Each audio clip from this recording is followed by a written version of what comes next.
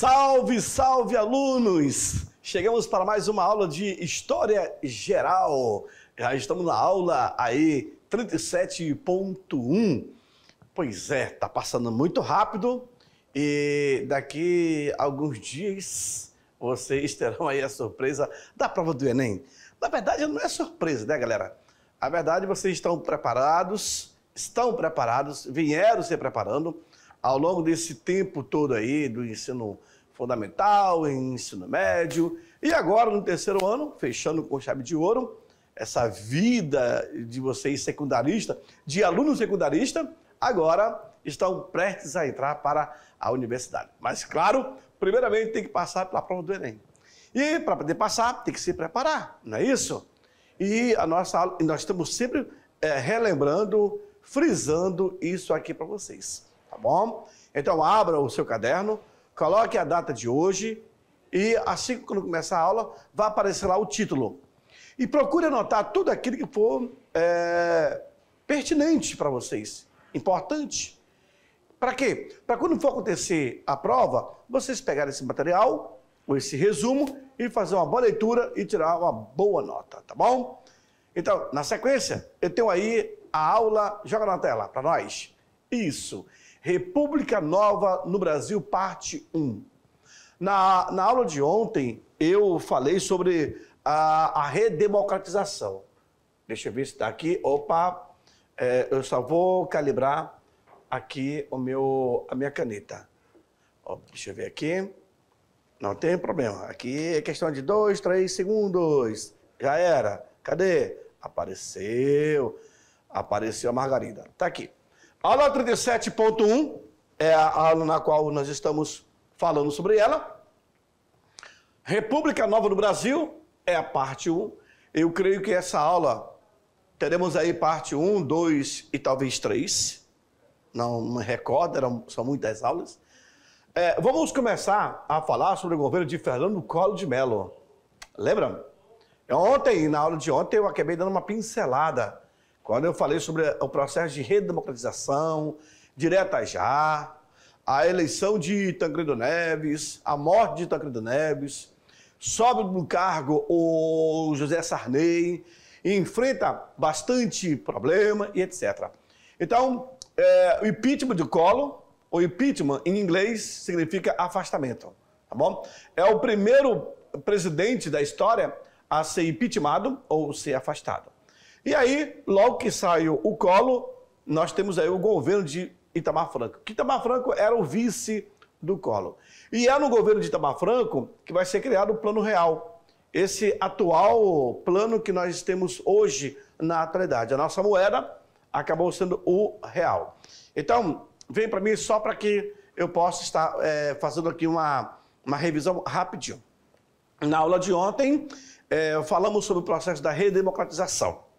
O movimento da direta já, esse processo foi criado pelo Dante de Oliveira, só que não passou. Mesmo assim, o eleito foi o Tancredo Neves, que concorreu com o Paulo Maluf. Paulo Maluf perde, o Tancredo Neves ganha. O vice de Tancredo era José Sarney. O Tancredo passa mal, tem que ter uma operação às pressas e depois aparece aí como morto no dia 21 de abril, correto? E quem assume é o seu vice, o José Sarney. No governo de José Sarney, nós temos aí a inflação aumentando direto. Vamos colocar aí no primeiro ano, estava mais de 600 e pouco ao ano, depois foi para mais de 1000% ao ano, e vai findar na casa aí de 1.700 ao ano, o governo de José Sarney. Com o Collor, vai aumentar também. Eu sei muito bem que vai gerar em torno aí de 2.200 alguma coisa ao ano. Dividido por 12 meses, você vai encontrar aí 84% ao mês. É muita inflação. E aí foi criado o congelamento dos produtos, o congelamento do salário. O governo de José Sarney criou vários planos econômicos na tentativa de acabar com a inflação, mas não deu certo. Plano Cruzado 1, Plano Cruzado 2, Plano Verão e Plano Bresce. Agora, no governo de Collor, vai ser criado o Plano Collor, para também tentar acabar com a inflação, mas não vai surtir efeito. Então, acompanhe comigo, essa foi uma revisão da aula de ontem, E na sequência, agora entramos com o governo de Fernando Collor de Mello, o processo de afastamento, o plano Collor, e aí chegamos até o governo de Itamar Franco, tá bom? Segue comigo no quadro, joga lá. Na sequência, então, o que nós temos aí? Lembra que ontem eu deixei para vocês um pré-requisito para a aula de hoje. Para vocês assistirem da TV Cultura um documentário, uma entrevista que fala sobre o Fernando Collor. Esse aqui é o link que vocês têm acesso. Claro que ao fazer isso, vocês estariam prontos para entender melhor ainda a aula de hoje. Mas, se não conseguir, não tem problema. Eu vou procurar no máximo para poder passar para vocês. Aí eu trouxe nessa aula a imagem dos presidentes, dos antigos presidentes. Aí eu tenho o José Sarney, esse que nós já falamos dele ontem, né? O Fernando Collor de Mello, vamos falar sobre ele, e depois demais. Está faltando aqui o governo do Bolsonaro, que ainda falta eu colocar, na verdade, essa já era uma outra imagem, eu vou ter que depois trazer para vocês, tá bom? E não tem nome? Não tem foto? Então, Bolsonaro. Pronto, o governo Bolsonaro. Tá aí. Não tem a imagem, mas tem o nome. Bolsonaro, tá bom? Esses são os governos que nós iremos falar sobre eles no Brasil ou a Nova República, tá bom? Vamos lá então para o conceito.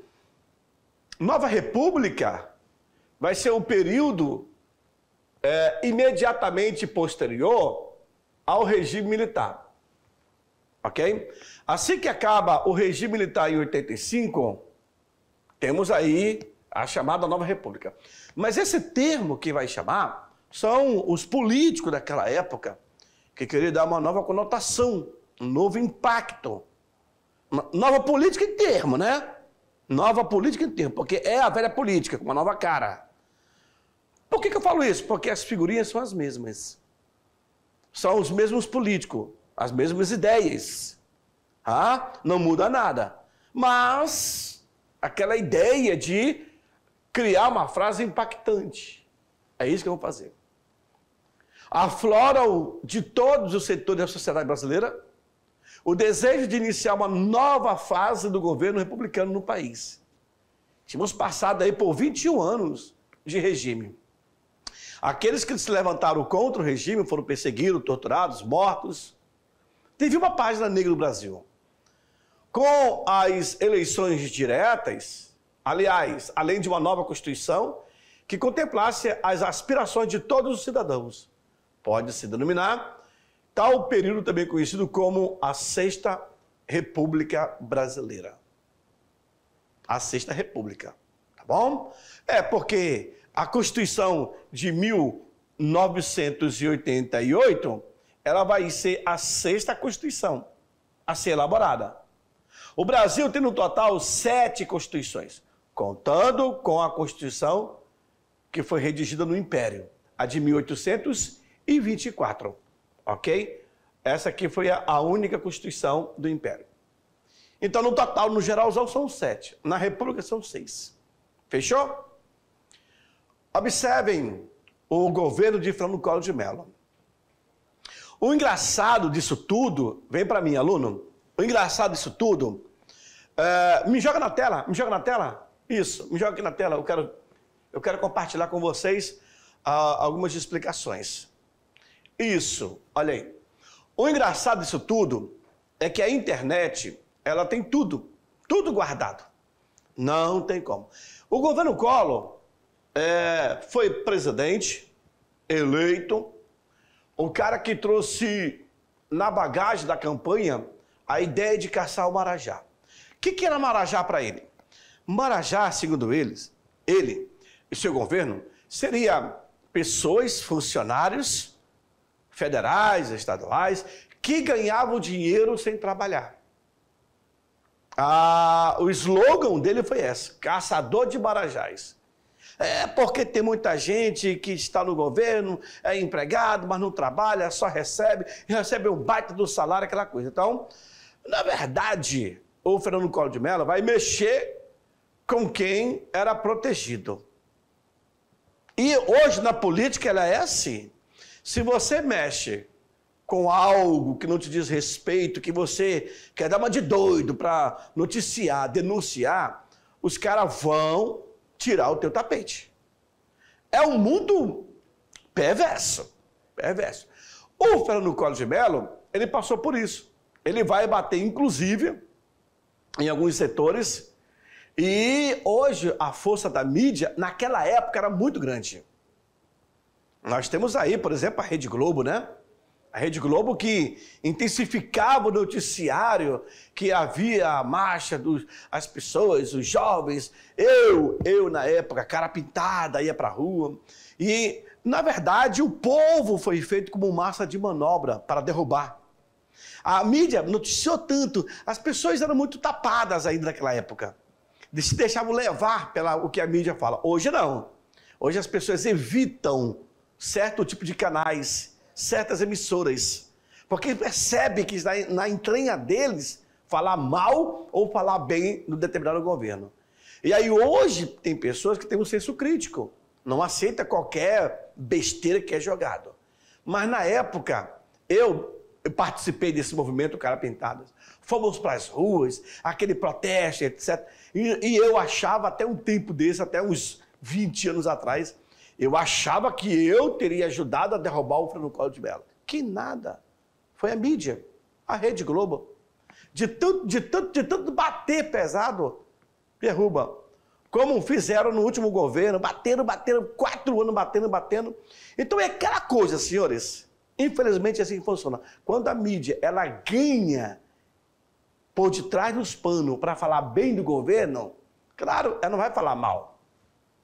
Quando ela não ganha, ela vai falar mal. É assim que funciona. Infelizmente, isso é a realidade no Brasil. Quando você vê que o cara está falando muito bem, opa, desconfia. É muito difícil ter uma emissora, um canal, um jornalista que não seja de ambos os lados. Ou é de um lado, ou é de outro. Imparcial, é muito difícil. Mas tem sim políticos imparciais, jornalistas imparciais, etc. Tá? Nesse caso, eu lembro do Collor de Mello, quando ele foi eleito, quando ele era candidato, a minha mãe dizia, eu vou votar nele, porque ele é muito bonito, ele é um gatinho, não sei o quê. E ele era um populista. O que ele fazia? Ele ia fazer CUP, noticiava, ele entrava num jato, num caça, noticiava, ele ia testar armamento, noticiava. Então, tudo isso, um governo. Até porque, senhores, existe um outro grupo que não queria o Collor. E aí vão bater. É aquela questão da oposição e da situação. Tá bom? Joga no quadro para mim, vamos dar na sequência. O que nós temos aí? Na sequência, na eleição de 89, o Fernando Collor de Mello destacou-se como um discurso contra a corrupção. Aí ele vai assinar o enterro dele. Ele vem destacando que iria caçar os corruptos, vulgarizando o termo Marajá. Além de prometer governar para os descamisados. Observe que esses políticos, eles utilizam palavras que batem na fraqueza das pessoas. Olha, ele falou que vai governar para a gente, querendo imitar o Getúlio Vargas, o chamado pai dos pobres. Nada a ver. Mas isso são adjetivos que dão a esses políticos, né? A disputa do segundo turno das eleições foi bastante acirrada. O Fernando Collor de Mello recebeu 35 milhões de votos, enquanto Lula, 31 milhões.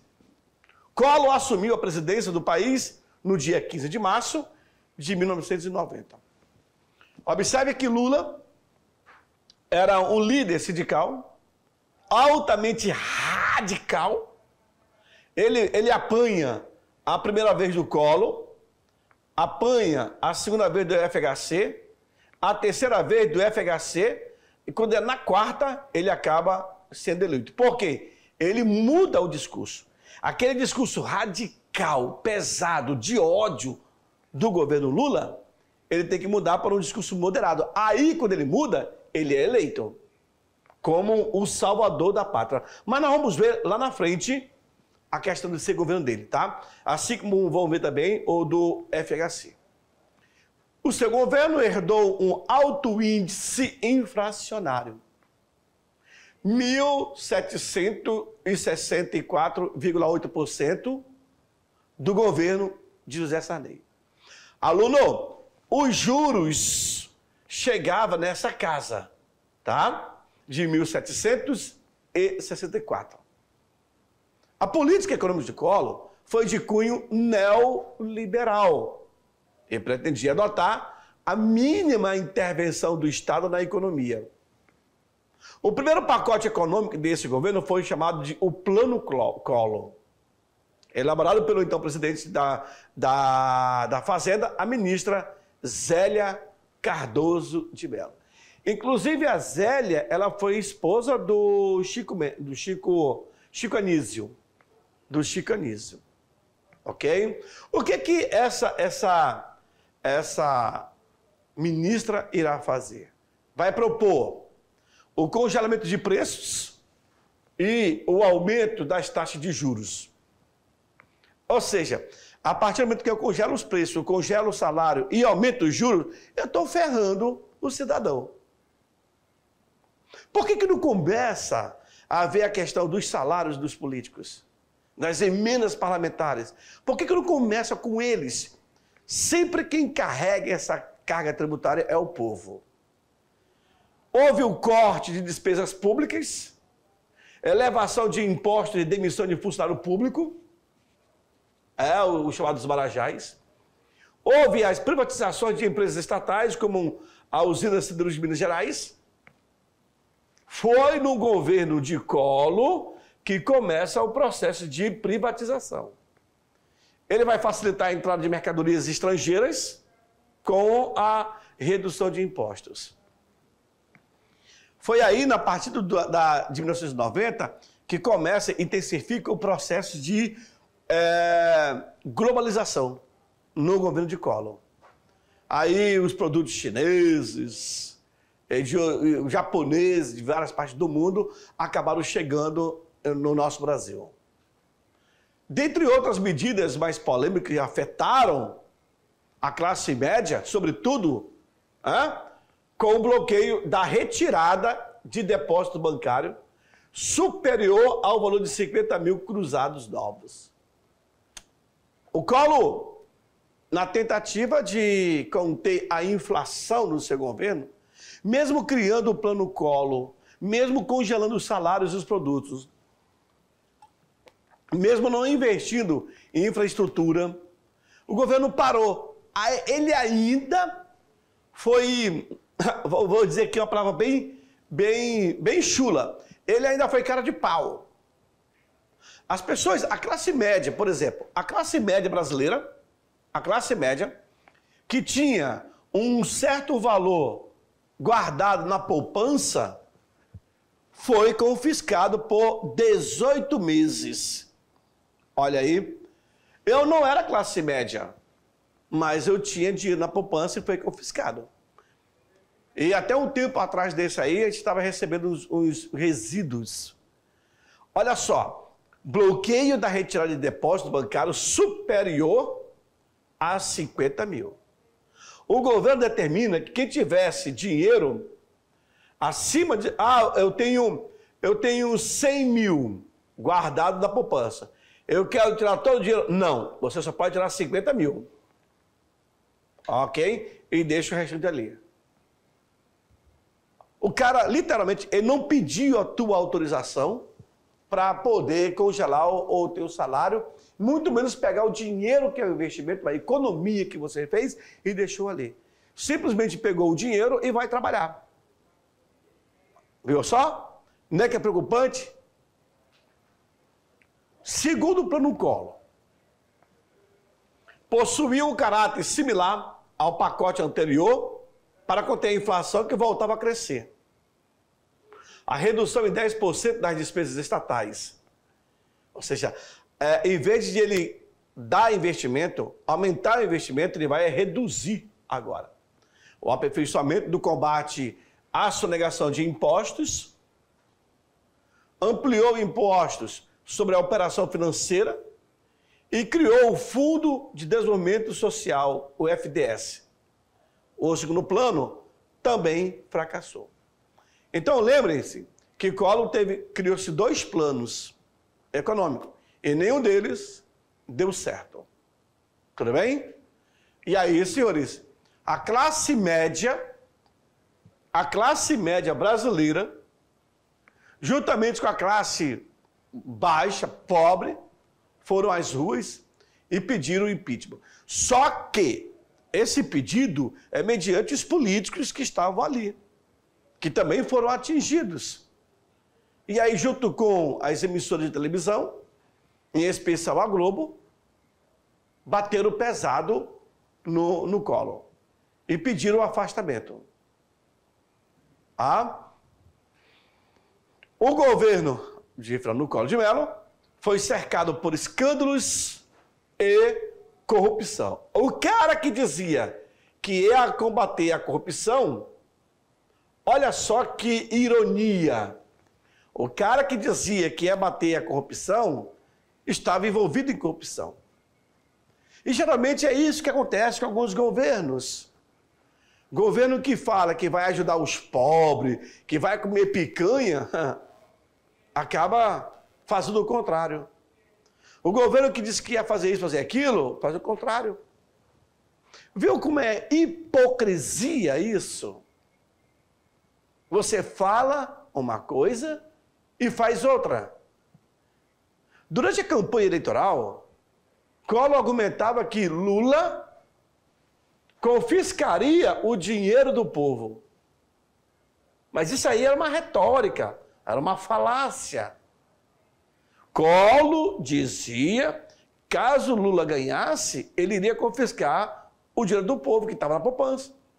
Mas na prática, quem fez isso foi ele, o Collor. Ou seja, já tinha ideias. E aí deu para o outro candidato para queimar o filme.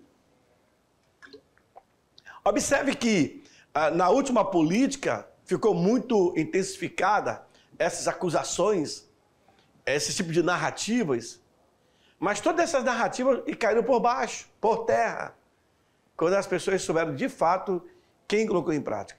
Eu acho assim, a minha opinião, a minha humilde opinião, eu acho que deveria ter uma punição para os candidatos que falam uma coisa e quando é eleito fazem outra.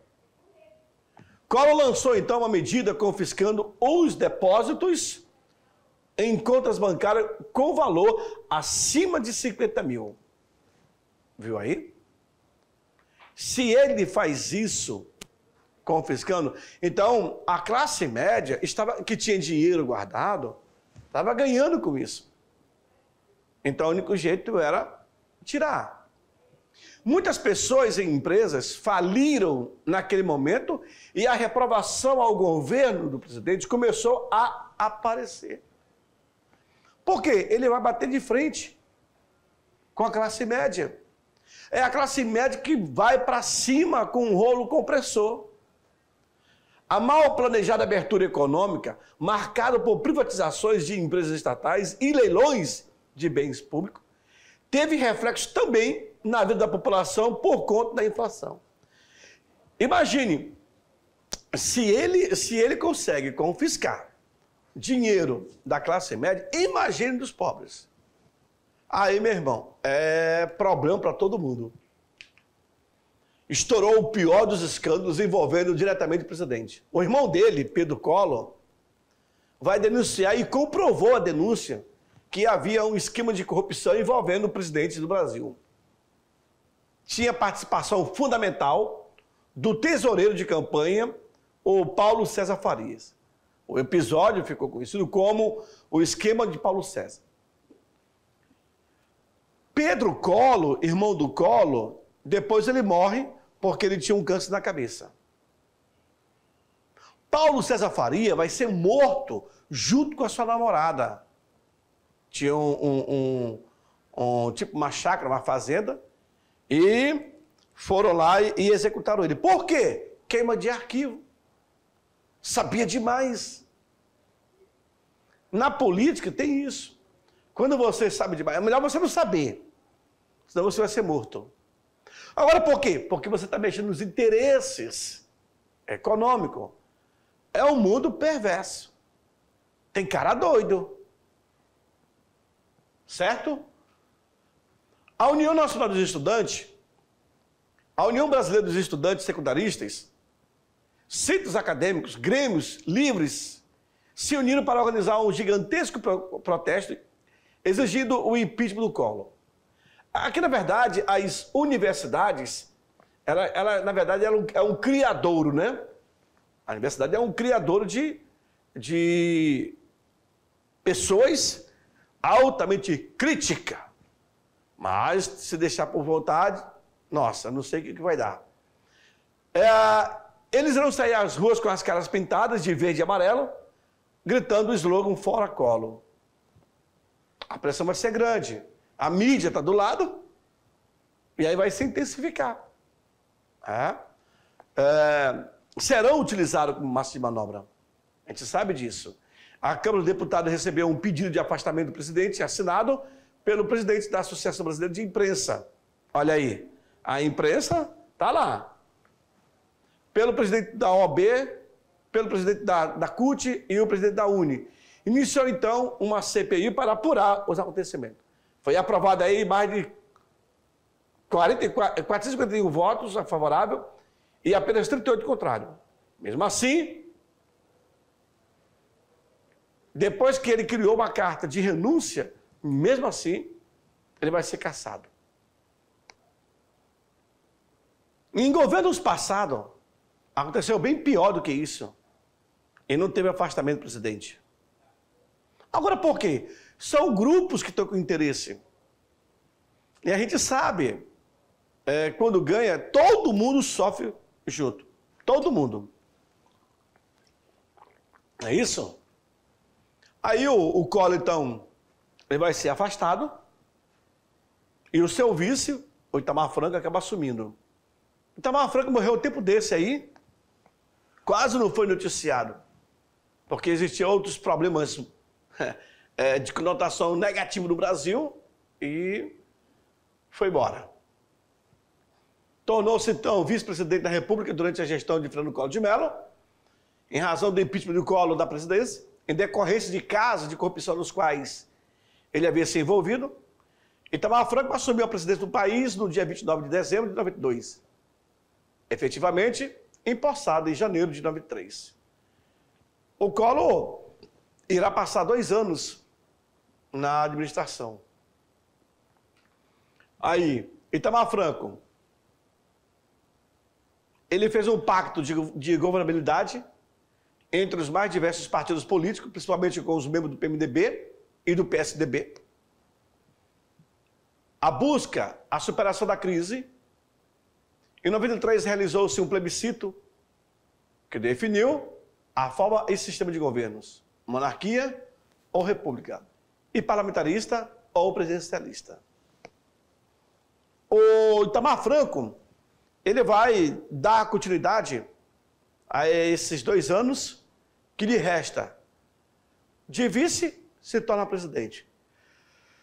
E aí ele consegue conduzir o país. Tudo que o povo queria era tirar Collor. Tirou. E agora? Então, assim, a partir do momento que o governo que entra não satisfaz o desejo de algumas classes, de alguns grupos, ele vai ser perseguido. É incrível como as coisas acontecem no Brasil. Por que eu falo isso? Porque todo mundo tem interesses exclusos. Todos. Uns muito mais, outros muito menos. Mas tem interesses. Com o objetivo de sanar esse problema econômico, vai ser elaborado o Plano Real. esse plano econômico passou a vigorar em julho de 94. Adotou uma moeda real equiparada aí ao dólar americano. Esse novo plano vai propor a redução de gastos públicos e a realização de privatização de grandes empresas públicas, como a Açominas, a Companhia Siderúrgica Nacional e a Companhia Siderúrgica Paulista. Interessante. Então eu tenho aqui o plano cruzado 1, o plano cruzado 2, eu tenho um plano Bresser, olha aí, eu tenho um plano Verão, eu tenho um plano Collor e agora eu tenho um plano Real. 1, 2, 3, 4, 5, 6. Na verdade, teve o plano Collor 1 e o plano Collor 2. Então, são 7 no total. 7 planos econômicos que foram criados ao longo dos anos na tentativa de conter a inflação. Aí, iniciou o processo de privatização durante o Collor, vendendo algumas empresas para entrar recurso. Mas se esses recursos eles não forem aplicados aonde deveria, ele vai para o ralo. Porque o desejo, a fome de dinheiro é muito grande para alguns grupos que não são sanados. É incrível, incrível.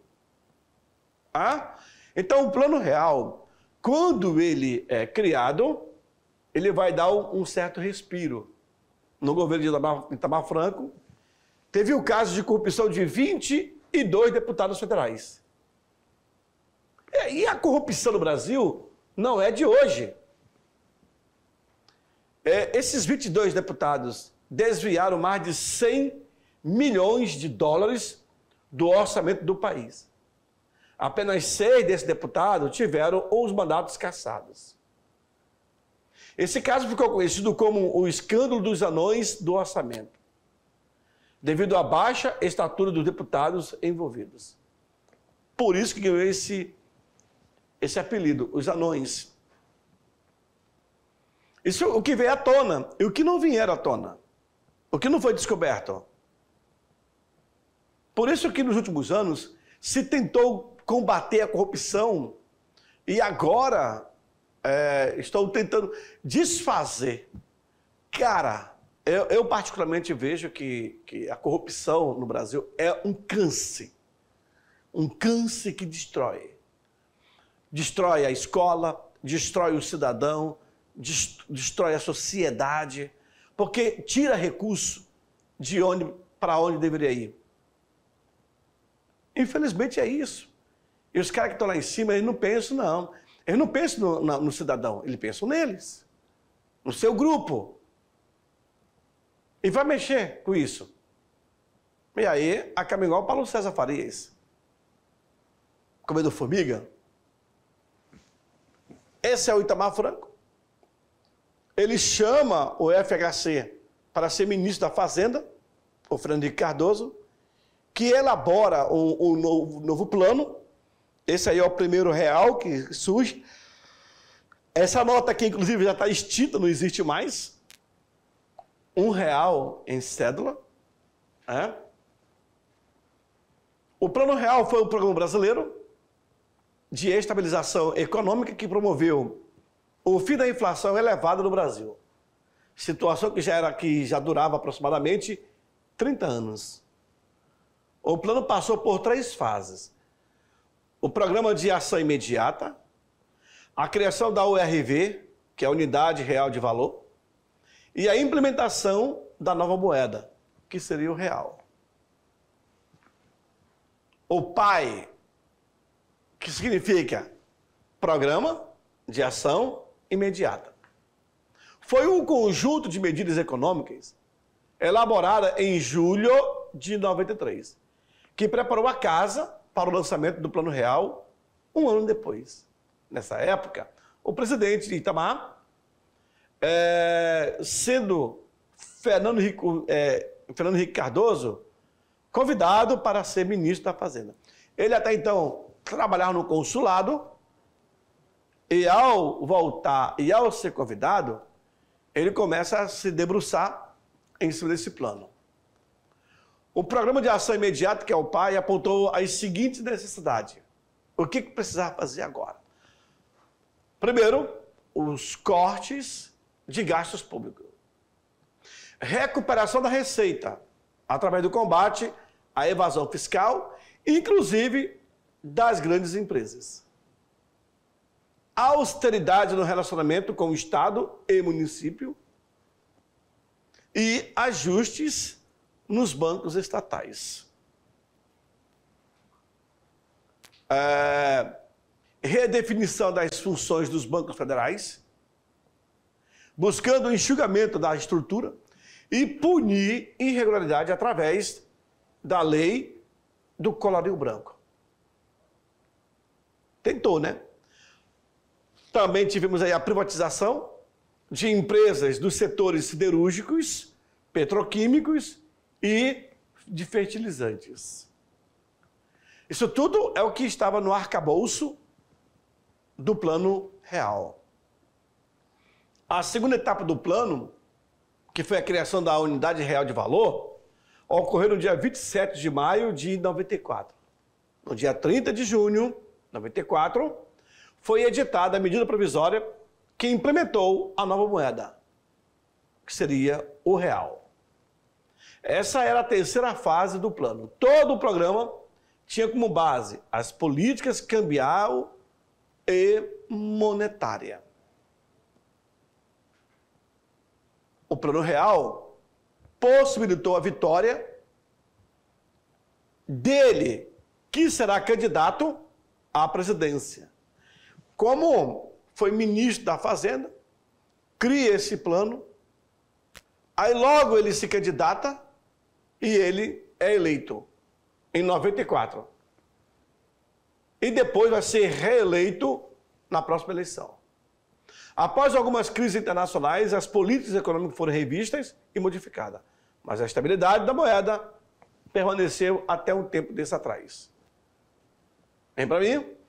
Quando o Fernando Henrique Cardoso, ele recebe o convite, até então ele era do consulado, né? Ele era cônsul. E aí ele vem para o governo do Itamar, como ministro da Fazenda, elabora-se esse plano, com vários elementos, coloca-se em prática o plano. Quando o real passou a existir, ele era lá em cima, maior do que o dólar. Eu lembro que você ia aqui na Argentina, aqui na Bolívia fazer compra, ou os bolivianos não queriam dólar, queriam reale. Quantos dólares? Não, dólar não, reale, que era muito mais caro. E aí, com o tempo, o real foi perdendo valor até chegar. R$1 equivale a $1. Hoje, o real vale $5 e alguns centavos. Aí, se você perguntar do teu pai, da tua mãe, qual foi o melhor governo, eles vão dizer que foi o Fernando Henrique Cardoso. Por quê? Porque foi com o Fernando Henrique Cardoso, foi com o Plano Real, que volta a estabilidade econômica. O poder do brasileiro de comprar o refrigerador, o ar-condicionado, a geladeira, o carro. O poder de compra, ele retorna com o Plano Real. Mas as condições que foram propostas aí pelo governo de privatização iniciou no governo de Collor e deu sequência com o governo de Fernando Henrique Cardoso. E ele foi eleito. E é o Fernando Henrique Cardoso que cria uma nova lei para a reeleição presidencial dos governadores, etc. E isso acabou passando e hoje é possível fazer a reeleição de um presidente. Tá bom? Essa foi a nossa aula. Daqui a pouco eu estou voltando para fazer aquela revisão de 5 minutos. Não saia daí, é muito rápido. Tchau, tchau.